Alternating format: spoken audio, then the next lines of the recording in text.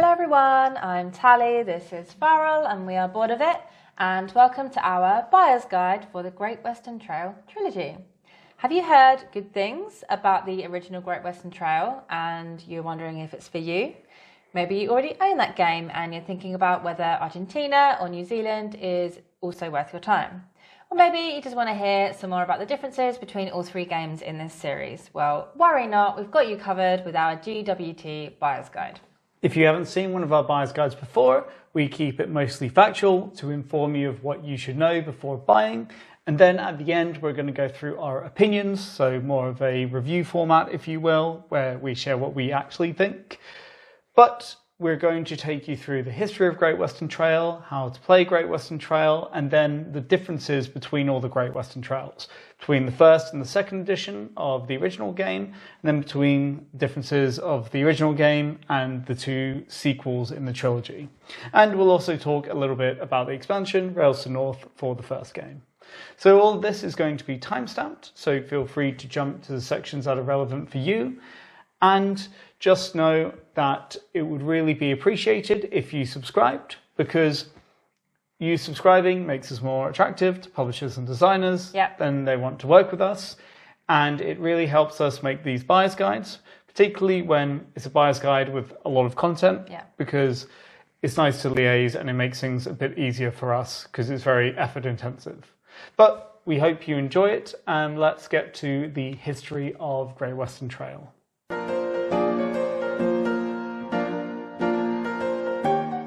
The original Great Western Trail for 2 to 4 players was designed by Alexander Pfister and published by Eggertspiel in 2016. It has been regarded as one of the best Euros of all time, and it has been pretty happily sat in the top 20 best board games of all time on Board Game Geek for a couple of years now. And this is quite surprising given its very dry theme of herding cattle from Texas to Kansas City, but it does have the mechanisms to back that rating up, which blend together quite well with the theme to have a game which is amazing to go back to and play time and time again. Great Western Trail had one expansion, Rails to the North, which was released in 2018. And it was thought that was all for Great Western Trail until Eggertspiel surprised everyone in 2021 by announcing that Great Western Trail would not only get a second edition, but would be the first game in a trilogy of Great Western Trail games. This then saw the release of the second edition later in 2021, along with a second edition of the expansion Rails to the North, followed by Great Western Trail Argentina in 2022, and Great Western Trail New Zealand in 2023.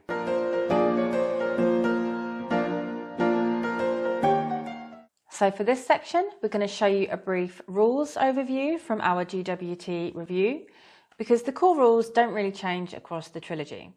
This will give you a solid foundation so that in the upcoming sections we can discuss the differences or what's been added to the various editions and versions. In Great Western Trail, you'll start with a standard deck of cows, mainly low value.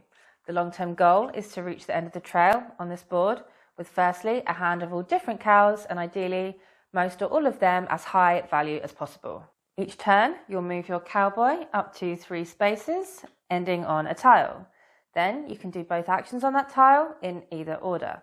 Some of these actions will allow you to discard a cow from your hand, thus building up a better hand for when you get to Kansas City. When you do get to Kansas City, you'll present your hand, then you'll receive money equal to the value of unique cows in your hand.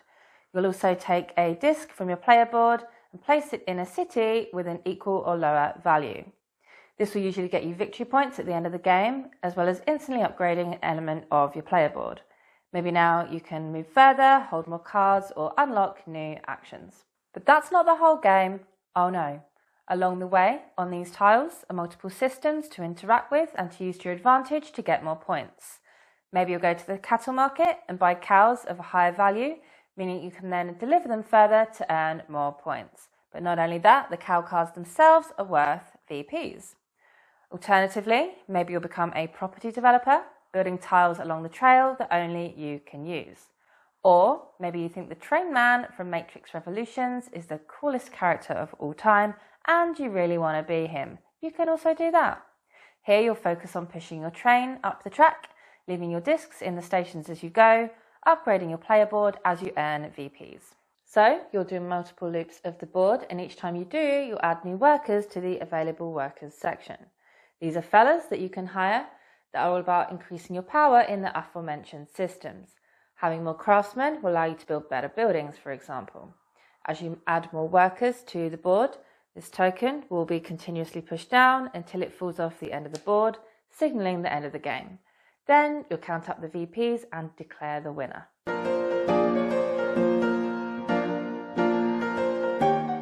As popular as it was, GWT was played a lot. As with many board games, there was lots of debates and arguments about strategy, focusing on specific areas. And after years of feedback, several tweaks to the gameplay were made for the second edition, mainly focusing on balancing and also introducing elements from the Rails to the North expansion into the core gameplay, e.g. exchange tokens and buildings. There was also a new type of cow, the Cemental, which could be used as a mini expansion. The gimmick there was that if that cow got taken to market, it increased in value, making it really quite powerful in the mid to end game. Oh, and there's also now a solo mode. As well as the gameplay changes, there are also numerous aesthetic changes too, such as the Native Americans, which constituted hazards in the old game, now being changed to bandits. And the workers are generally more diverse, as opposed to the crustiest old white guys that you've ever seen, as well as some general improvements to artwork and components. Dual-layered player boards, y'all. There are less differences between the expansion for GWT, Rails to the North, and Rails to the North 2nd edition. To keep it in line, the artwork and components have been updated, but the main addition is a new breed of cow. Otherwise, a few tweaks have been made to the expansion board, but really nothing major.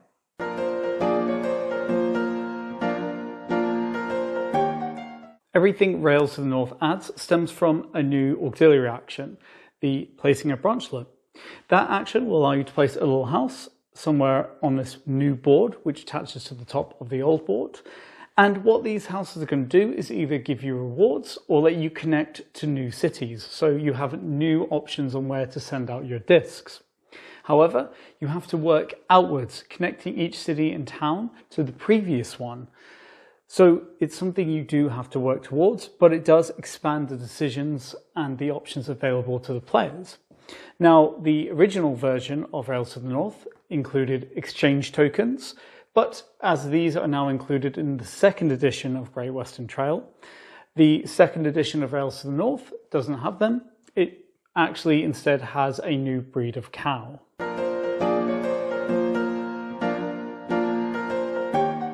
In GWT, you were driving cattle to Kansas City, and in GWT Argentina, you're driving cattle to Buenos Aires. And that's about it. That's a joke, as in reality, Argentina is GWT with about 40% more mechanisms packed in. You now have a 4th type of worker, which is a farmer. These now make up the hazard tiles, which were the Native Americans or the bandits, depending on which version of the original you had, and you have to pay them to cross their lands. Alternatively, you can recruit them by agreeing to help them plough their fields. To do this, you spend scythes, either from your player board or from your cows, or a combination of both. But the more cows you use, the more exhaustion cards you take, which just clog up your hand and give you negative points. However, the farmers can be crucial to providing grain, a new type of resource. In Argentina, when you deliver the cows, they get loaded onto ships, which then travel to Europe. Now, for this long journey, you need to provide grain, and if you don't have it, you'll have to buy it, which is quite expensive and can quickly eat into your profits. The player discs are now also added to ships, which set sail at different times. When they reach the port cities, you can also spend grain as part of the market action to put them onto the bonus spaces. However, this time you cannot pay with money. These spaces are going to be where you get some of the big points in the game, but you do have to be prepared. The cowboys, the builders and the engineers have their equivalent workers here, and they all work in the same way, although of course you have different buildings to build and different cows to buy. The way trains work is also a little bit different. because rather than your train having to be at a certain point or you lose money on your delivery, now you can actually leave the trail early. You don't have to go along the full trail to get to the market, but how early you can cut out is based on how far along your train is. And this is something you're going to have an incentive to do, because as the game goes on, more farmers are going to fill up the last stretch of the trail, and obviously other player buildings as well, meaning that it's going to get more tedious and more costly to kind of go the long way around, you could say. So you probably will start cutting out a bit early if your train has got that far ahead. So what you have is a Great Western Trail, which adds more complexity, more mechanisms, but is more mean. It has tighter resources, there's more resource scarcity, and this means that it's probably the most complex, but also the most brutal of the three.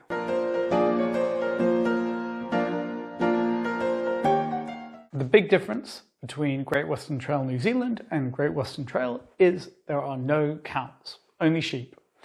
The sheep work for the most part the same way as the cows did. You take them to, in this case, Wellington, you reveal a hand of different sheep, and you get to send a disc out and you get some money. But now the sheep also have a secondary value on them. They have a wool value, and there are specific actions on building tiles which will allow you to shear the sheep to generate profit. So there's a new worker in the game, a fourth worker type called the sheep shearer. And for every sheep shearer you have, when you take this shearing action, you can discard a sheep card from your hand to get money equal to its wool value. So 3 sheep shearers, you can discard 3 different types of sheep, get a bunch of money. And similar to how deliveries worked with the main city and the market, if you generate enough wool value by doing this, you can also deliver discs out to other spaces. The second biggest change to Great Western Trail New Zealand is to the deck building aspect. And this is because now it's far more robust.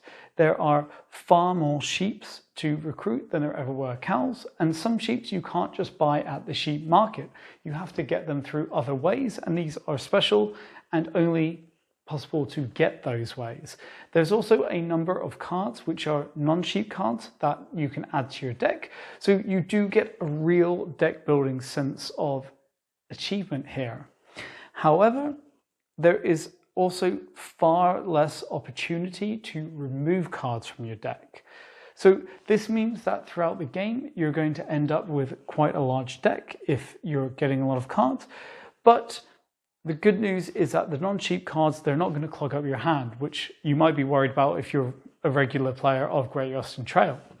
And this is because the way they work is they let you take their action and then immediately draw a card back up. So it means that you're not going to be stuck with 3 action cards and 2 sheep in your hand. You'll always draw up until basically you have a handful of sheep and then take your normal turn. You also now have a sailor instead of an engineer. No train, just boat.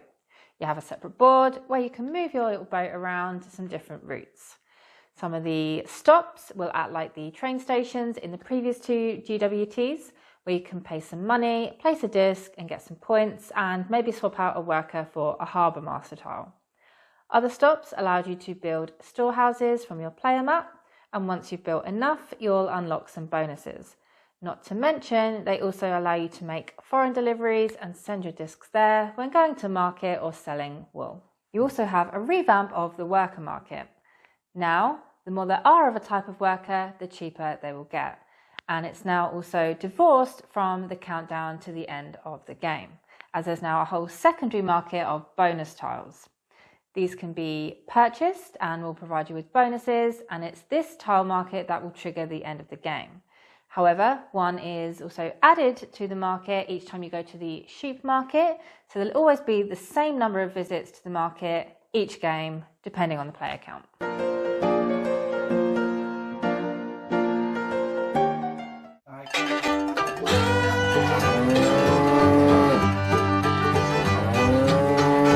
Great Western Trail is one of the all-time modern Euro greats. We both had it in our top 10 games of all time. And it's just such an enjoyable experience to play because it gives you all these options, but not enough resources to do all of them. So you have to make these important decisions about which routes to go down. And just mechanically and in terms of engagement, it's a joy to play through. It's one that is a delight even when you lose, just because you experienced it, and the kind of mechanistic nature of it going through it is always enjoyable to go down these different routes.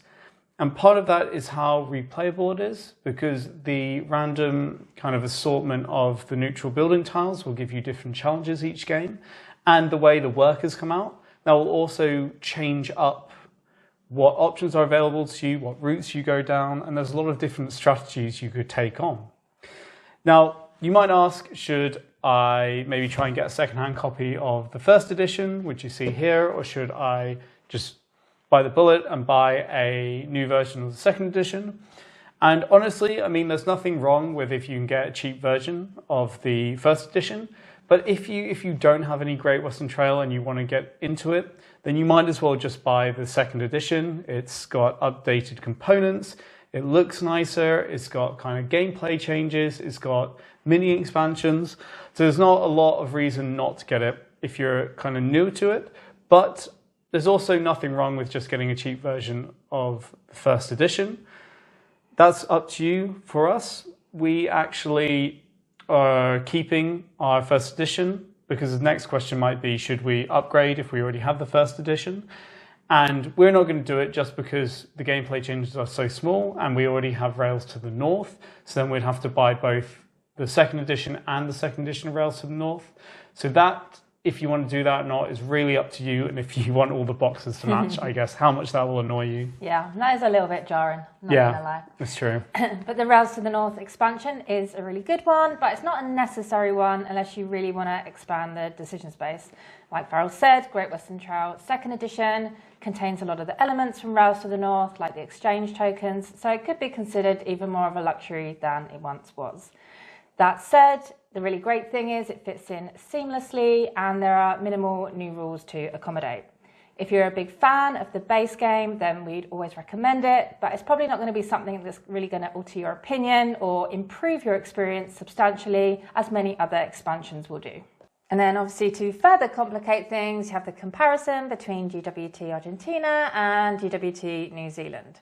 So just starting with Argentina, like we said before, this is GWT for people who love GWT, because there's about 40 to 50% more mechanisms. So that means it is more complex. So you have a lot more to consider. Resources are generally a lot tighter. It's harder to kind of deliver cows and get victory points because you have this whole like wheat system to think about. There's a fourth type of worker and how they play into your whole strategy. And thinking about when your discs will get kind of shipped to the ports in Europe as well, and the timings of that. It is just generally more complex. Yeah, I think, like you touched upon, there's often another layer between things, like with getting the discs out. Sure, you put them on ships, but then if you want to get victory points from them, now you have to pay grain to put them out. Yeah. So it's another layer, and then you have a fourth type of worker, which pulls you in, the farmers, which pulls you in a different direction, because there's kind of more like, which way should I go? Yeah. So I think it's a game for, as we said, people who do love Great Western Trail, and really, this is only, I would say Argentina is only for two types of people. The first is you love Great Western Trail and you want more, you want to try it, you're interested, you want more crunch, you want more gameplay. And the second is kind of the same, but maybe if you're someone who has played Great Western Trail, but you don't own a copy, you've played with friends or a gaming group, maybe then Argentina is good for you, because you have a separate copy to that gaming group or friends if you've been playing with them. So you can bring it to the table, you can play both, and you also get something different, and you can experience more Great Western Trail. If you've never played it before, then we definitely wouldn't recommend starting with this one. No, it's the one you should go last with, if anything. Yeah. Then we have Great Western Trail New Zealand. Yes, so this one really brings the deck building aspect to the forefront. It lowers the kind of complexity, I guess, in a way, although it is still a complex game. But it is a little bit easier, it flows a bit easier. because you have a lot more freedom, basically. Yes. So because you can shear the sheep there now, there's a way to get a lot more money than in the other two, maybe. So Exactly. you can choose to do that, have a lot more money, things are less tight.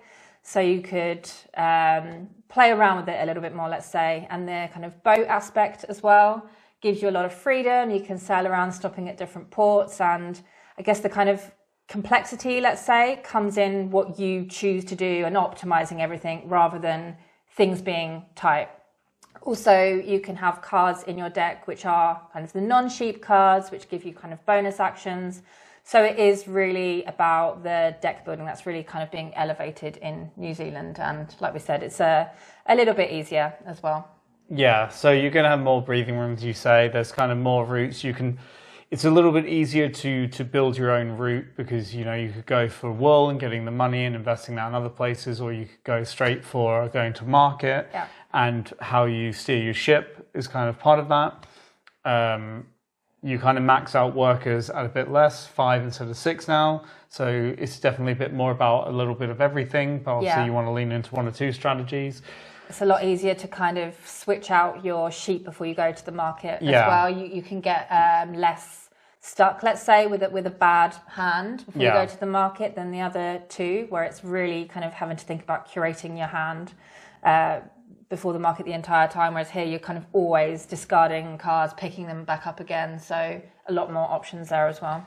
Yeah, so I think the one thing I will say about the deck building is that for me, when it comes to deck building, I am of the opinion that you should be able to get rid of cards from your deck as well as game them. And this is probably the hardest game to get rid of them from, because now you can only remove cards by discarding 2 exchange tokens, and then you can only get rid of the 1 sheep.